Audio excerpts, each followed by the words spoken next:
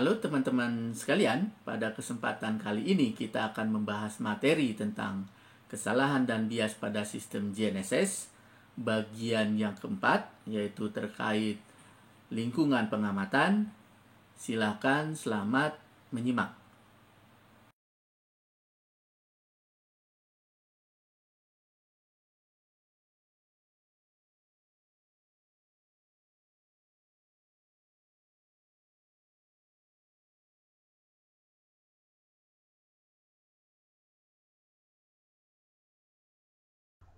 Oke, sekarang kita akan bahas kesalahan dan bias terkait lingkungan pengamat ya.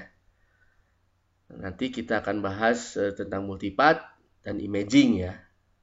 Sebenarnya juga ada lagi interferensi gitu ya terkait lingkungan pengamat. Tapi fokus pembahasan pada multipath dan imaging.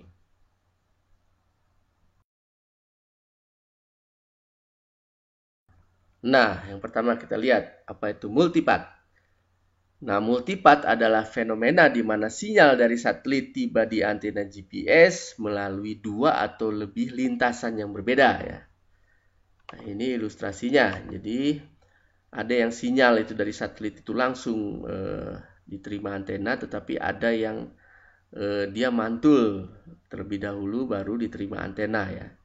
Nah, sehingga ada perbedaan jarak tempuh nih menyebabkan sinyal-sinyal tersebut ya berinterferensi ya ketika tiba di antena. Nah, jadi konsekuensinya ada kesalahan hasil pengamatan nih. Ada efek multipath ya kita bilang. Nah, bidang reflektor yang menyebabkan multipath bisa berupa bidang horizontal, vertikal maupun miring ya. Nah, contohnya bisa seperti jalan ya, bangunan, gedung, permukaan air. Nah, permukaan air ini ternyata bidang reflektor yang cukup signifikan ya efeknya. Kemudian kendaraan ya. Nah, itu bidang-bidang reflektor. Nah, tidak ada model umum untuk menentukan besarnya efek dari multipath ya. Nah, lalu besarnya efek multipath itu tergantung pada beberapa faktor seperti jenis dan posisi dari reflektor itu sendiri, posisi relatif satelit, jarak reflektor ke antena, panjang gelombang sinyal, kekuatan sinyal, dan lain-lain. Nah, si sinyal dari satelit berelevasi rendah itu lebih mudah mengalami multipath ya. Untuk satelit berelevasi rendah. Nah, kemudian efek multipath mempunyai signatur yang bersifat sinusoidal ya. Pada residualnya ya. Kalau terlihat di residualnya itu sinusoidal, nah itu berarti ada multipath. Nah, efek multipath pada pseudo range itu lebih besar daripada fase ya efeknya ya. Kemudian efek multipath pada satelit tidak terlalu kritikal dan biasanya dapat diabaikan.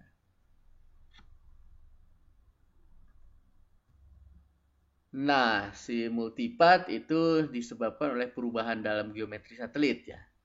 Kemudian efek multipath pada data pengamatan fase ya kalau ada itu mempunyai periode tipikal sekitar 30 menit ya dari hasil penelitiannya Sieber.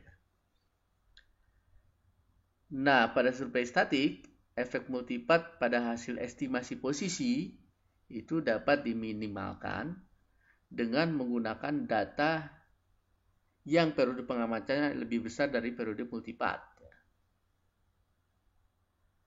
Nah, tetapi hal ini sulit untuk dilakukan seandainya kita menggunakan metode kinematik ya, rapid static, stop and go, atau pseudokinematik.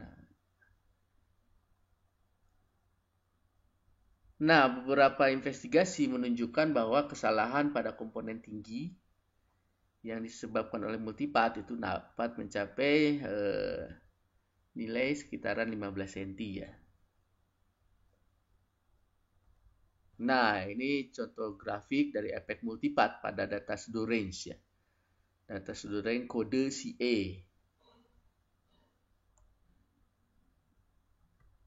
Nah, sementara ini adalah contoh efek multipath pada data fase.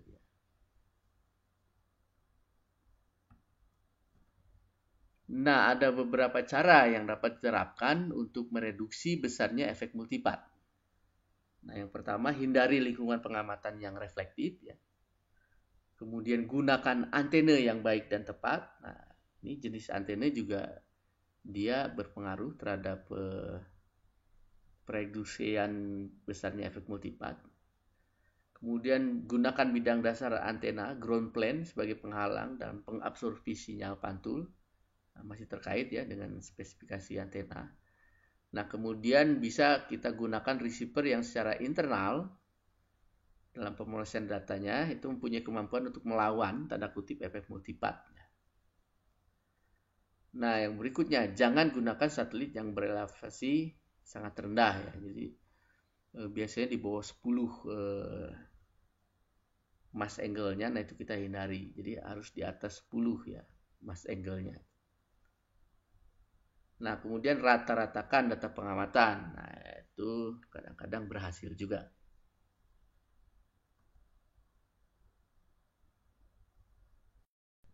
Oke, sekarang kita akan bahas tentang imaging ya.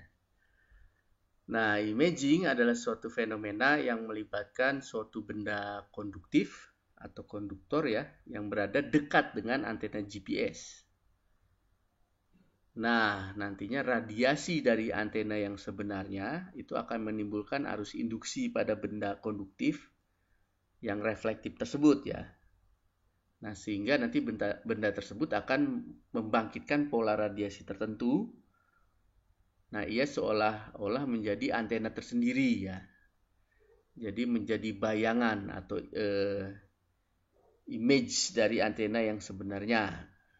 Nah, itu kira-kira imaging ya.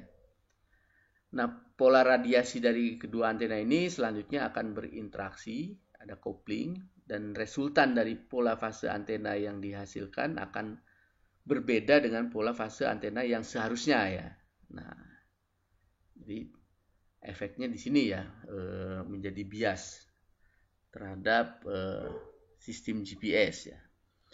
Nah, akibatnya fenomena imaging ini akan mendistorsi pola fase antena yang seharusnya dan nanti yang mempengaruhi ke hasil posisi ya dari pengamat. Nah, ini ilustrasinya ya. Jadi bisa kita lihat bagaimana nih ada pola pusat fase antena yang seharusnya, tetapi karena ada benda-benda yang sifatnya konduktor ya. Nah, itu ketika terjadi coupling tadi antara antena dan bayangannya, sehingga membentuk pola fase antena yang bukan sebenarnya ya. Nah, ini. Sehingga nanti akan mempengaruhi ke pusat fase antena dan juga nanti ke posisi dari pengamat itu sendiri. Nah, ini ilustrasinya kira-kira seperti ini ya. Nah, seperti tadi sudah disinggung ya, bahwa imaging akan merubah titik pusat fase antena ya, sehingga menyebabkan terjadinya kesalahan pada ukuran jarak, yang selanjutnya ya kesalahan pada ukuran posisi ya dari pengamat. Nah, seperti halnya dalam kasus pergerakan titik pusat fase antena, efek dari imaging ini perlu diperhatikan tentunya ya dalam aplikasi penentuan posisi yang menuntut ketelitian tinggi. Kalau kita cari order milimeter, nah ini harus diperhatikan efek dari imaging ya.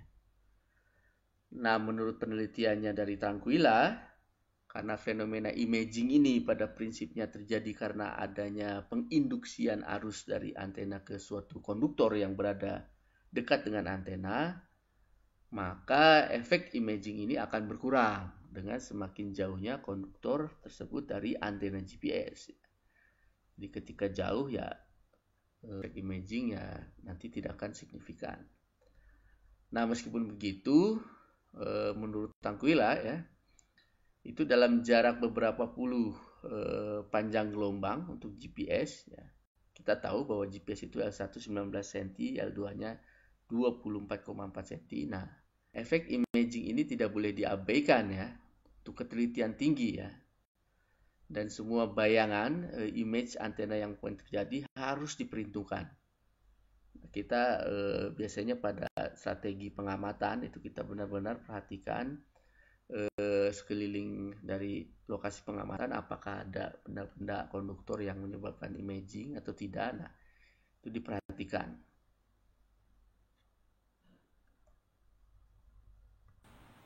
Oke, teman-teman, ini adalah akhir pembahasan materi tentang kesalahan dan bias pada sistem GNSS bagian yang keempat.